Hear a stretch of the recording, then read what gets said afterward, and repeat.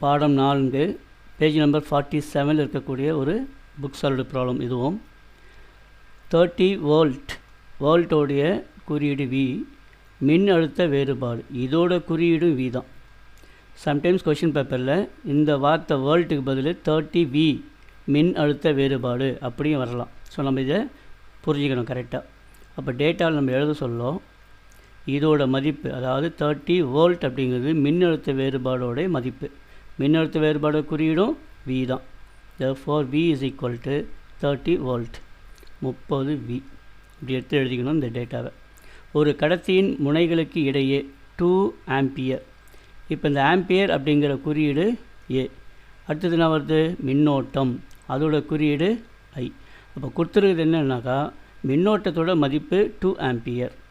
So மறுபடியும் சொல்கிறேன், question பேப்பரில் இந்த ஆம்பியர்ன்ற வார்த்தைக்கு பதில் A என்ற சிம்பிள் கூட வரலாம். 2A மின்னோட்டம் அப்படின்னு வரலாம். சரி, இப்போது இந்த டேட்டாவை நம்ம எப்படி எழுதிக்கிறோம்னா மின்னோட்டத்தின் மதிப்பு I என்பது 2 ஆம்பியர், 2A அப்படின்னு எழுதிக்கிறோம். எனில் அதன் மின்தடையை காண்க. மின்தடைனா R, இதுதான் நம்ம கண்டுபிடிக்க போகிறோம். VIR, இதை பார்க்க சொல்லி நமக்கு ஒரு ஃபார்முலா ஞாபகம் வரணும். R is equal to V/I. So units எல்லாமே SIயில் தான் இருக்குது, அப்படியே சப்ஸ்டிட் பண்ண வேண்டியது தான். வியோட மதிப்பு 30, I என்ற இடத்துல 2 போடுங்க. ஸோ 30ல் எத்தனை 2 இருக்குன்னா 15. therefore R is equal to 15 ohm. இந்த யூனிட் வந்து மின்தடையோட SI அலகு. இப்படியும் எழுதலாம், அல்லது இந்த மாதிரி நம்ம ஓமனும் எழுதலாம்.